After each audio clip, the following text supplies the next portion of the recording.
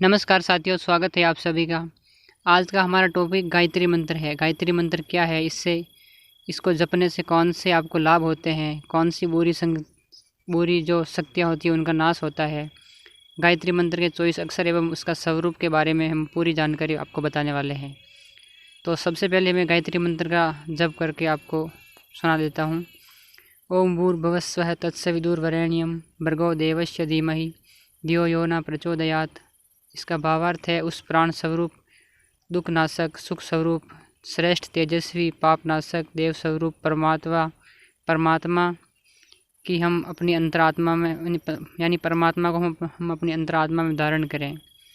वह परमात्मा हमारी बुद्धि को सन्मार्ग की ओर प्रेरित करे। तत् गायत्री मंत्र का प्रथम शब्द है तत्, साधक की महान जिम्मेदारी की ओर संकेत करता है, जिसकी आत्मा जितने अंशों में तत्वदर्शी, विद्वान और तपस्वी है, वह उतने ही अंशों में साधक है। दूसरा शब्द है स। गायत्री का स अक्षर कहता है कि सामर्थ्यवान को सत्ता इसलिए दी गई है कि शोषितों और निर्बलों को हाथ पकड़कर ऊंचा उठाए, उनकी सहायता करे, और जो उन्हें निर्बल समझकर सताने का प्रयास करते हैं उन्हें अपनी शक्ति से परास्त करे। बुराइयों से लड़ने और अच्छाइयों को बढ़ाने के लिए ही ईश्वर शक्ति देता है। उसका उपयोग सही दिशा में होना चाहिए। अगला शब्द है वी। धन की शक्ति द्वारा उचित अभाव की पूर्ति करनी चाहिए, उस शक्ति का प्रदर्शन नहीं करना चाहिए। गायत्री का वी अक्षर परिश्रम पूर्वक धन कमाने की ओर संकेत करता है। अगला शब्द है तू। जो कठिनाइयों पर विजयी होना और आनंद में जीवन का स्वागत करना चाहते हैं, उन्हें गायत्री का तू शब्द उपदेश करता है कि प्रयत्न करो, परिश्रम करो, कर्तव्य पथ पर बहादुरी से डटे रहो, क्योंकि पुरुषार्थ की महिमा अपार है। पुरुषार्थ कहलाने का अधिकारी वही है जो पुरुषार्थी है। अगला शब्द है वह। गायत्री का वह अक्षर दिखाता है कि यदि मनुष्य की जाति अपनी उन्नति चाहती है तो उसे सबसे पहले नारी को शारीरिक, बौद्धिक, सामाजिक, आर्थिक क्षेत्रों में प्रतिभावान, सुविकसित बनाना चाहिए, यानी नारी को आगे बढ़ाना चाहिए। तभी नर समुदाय में सबलता, समृद्धि, सद्बुद्धि, सद्गुण और महानता के संस्कारों का विकास हो सकता है। नारी को पीछे रखना अपने पैरों में कुल्हाड़ी मारने के समान है, इसलिए हमेशा नारी को महत्व देना चाहिए।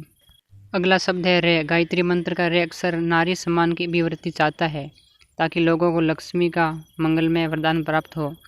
अगला शब्द है इसका अणि, यानी जो मनुष्य प्रकृति की आज्ञा अनुसार चलते हैं वे स्वस्थ रहते हुए निश्चित ही रोगों से मुक्त हो जाते हैं। उपवास, फलाहार, जल, मिट्टी आदि प्राकृतिक उपचारों से रोग मुक्ति का उपाय करना गायत्री का अणि अक्षर यही उपदेश करता है। अगला अक्षर है यम। गायत्री का यम अक्षर आत्मन प्रतिकूलानि परेशान समाचरित, इसका अर्थ है उक्ति का उद्घोष करता है। यह शब्द मनुष्य दूसरों के साथ उस प्रकार का आचरण करे जैसा वह दूसरों द्वारा चाहता है, उसे नम्र, शिष्ट, कर्तव्य और सच्चाई के साथ सहयोग की भावना वाला होना चाहिए। अगला शब्द है भय। गायत्री के भय शब्द का संदेश है कि आवेशों और उत्तेजनाओं से बचो, दूरदर्शिता, विवेक, शांति और अस्थिरता से काम लो। अगला शब्द है घो। संसार में सभी प्रकृति के मनुष्य हैं, उनकी स्थिति को देखकर अनुसार यानी उनमें वार्तालाप, व्यवहार, सहयोग करें। उनकी स्थिति के आधार पर ही उनके लिए सलाह दें। सबसे एक समान व्यवहार नहीं हो सकता और न सब एक मार्ग पर चल सकते हैं। यह सब बातें गो शब्द हमें सिखाता है। अगला शब्द है दे। गायत्री मंत्र का दे अक्षर आत्म नियंत्रण पर उपदेश देता है। इंद्रियां हमारे नियंत्रण में हो, वह अपनी मनमानी करके हमें जब चाहे जिधर घसीट न सके, इसलिए यह शब्द हमें यह सिखाता है। अगला शब्द है वह। गायत्री मंत्र का वह अक्षर स्वच्छता का संदेश देता है। स्वस्थ शरीर, स्वस्थ वस्त्र, स्वच्छ निवास, स्वस्थ सामान और स्वच्छ आजीविका, स्वच्छ विचार, स्वच्छ व्यवहार, जिनमें इस प्रकार की स्वच्छताएं निवास करती है, वह पवित्र आत्माएं मनुष्य निष्पाप जीवन व्यतीत करता हुआ पुण्य गति को प्राप्त करता है। अगला शब्द है श्रेय। गायत्री मंत्र का श्रेय शब्द परमार्थ के लिए प्रेरणा देता है। हर मनुष्य का कर्तव्य है कि अर्थ उपार्जन करता हुआ स्वार्थ से बचे और परमार्थ के लिए यथासंभव प्रयत्नशील रहे। अगला शब्द है धी। वीर पुरुष को एक ही प्रकार की उन्नति में संतुष्ट न रहना चाहिए, मनुष्य को जीवन की सभी दिशाओं में उन्नति करनी चाहिए। गायत्री का धी शब्द हमें सजग करता है कि सर्वांगीण उन्नति ही स्वस्थ उन्नति है, अन्यथा किसी एक अंग को बढ़ा देना और अन्य को दुर्बल रखना कोई बुद्धिमत्ता की बात नहीं है। अगला शब्द है मैं। जो आलस्य और दुष्कर्म से जितना ही बचता है वह ईश्वर का उतना ही बड़ा भक्त है। गायत्री का मैं अक्सर बताता है कि ईश्वरीय नियम एवं न्याय का ध्यान रखते हुए हम सत्य पथ पर चलें। अगला शब्द है ही। गायत्री मंत्र का ही अक्सर कहता है कि मनुष्य समाज के हित का ध्यान रखते हुए देश काल और विवेक के अनुसार प्रथाओं और परंपराओं को बदला जा सकता है। अगला शब्द है दी। गायत्री मंत्र का दी शब्द जीवन और मृत्यु के सत्य को समझाता है। जीवन इस प्रकार जियो जिसमें मृत्यु के समय पश्चाताप न हो। जो वर्तमान की अपेक्षा भविष्य को उत्तम बनाने के लिए प्रयत्नशील है वह जीवन और मृत्यु का रहस्य भली प्रकार जानते हैं। अगला शब्द है यो।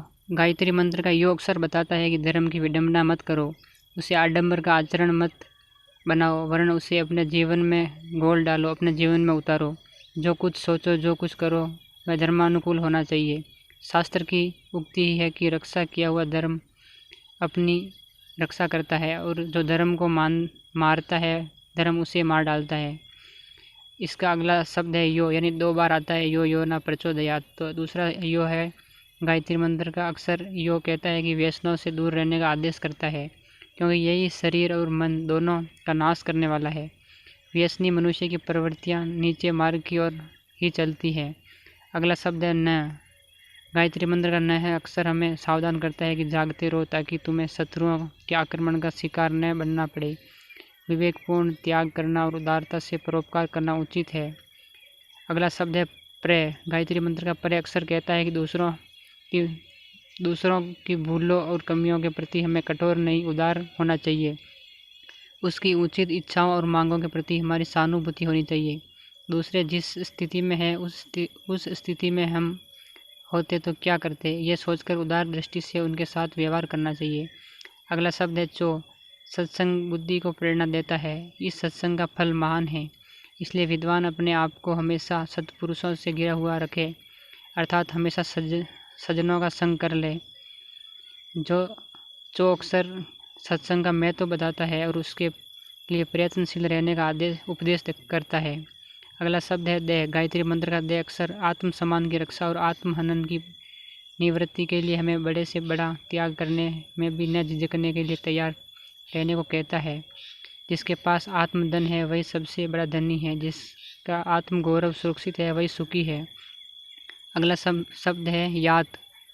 गायत्री मंत्र का याद शब्द पिता पुत्र में, बड़े छोटे में अच्छे संबंध रखने का नुस्खा बताते हैं कि दोनों ओर से अधिकार की मांग मंद रखी जाए और कर्तव्य का दृढ़ता से पालन हो। बड़ा पक्ष छोटे पक्ष को संभालने के लिए अधिक सावधानी और उदारता बरतें। आपको हर दिन सुबह और शाम के समय में गायत्री मंत्र का आपको स्मरण करना चाहिए, इसका जाप करना चाहिए ताकि बुरी शक्तियाँ नष्ट होए और आपके आस पड़ोस का वातावरण शुद्ध होए। इसके लिए आपको दोनों ही टाइम गायत्री मंत्र का जाप करना चाहिए। और इस वीडियो के बारे में आप ज़रूर बताएं। अब मैं इससे अलग कुछ आपको 2 बातें बताना चाहता हूँ। अस्त व्यस्त जीवन जीना, जल्दबाजी करना, रात दिन व्यस्त रहना, हर क्षण को काम में ही ढूंढते रहना भी मन क्षेत्र में तनाव पैदा करते हैं। अतः यह आवश्यक हो जाता है कि अपनी जीवन शैली को विवेकपूर्ण बनाओ। ईमानदारी, संयमशीलता एवं सुव्यवस्था से भरा पूरा जीवन जीने से ही मन क्षेत्र का सदुपयोग होता है और ईश्वर प्रदत्त क्षमा से समुचित लाभ उठा सकने का सुयोग बनता है। कर्तव्य के पालन का आनंद उठाओ और विघ्नों से बिना डरे जूझते रहो। यही है धर्म का सार तत्व। यही है इस पूरी प्रक्रिया के मैंने जो बताया है गायत्री मंत्र के बारे में।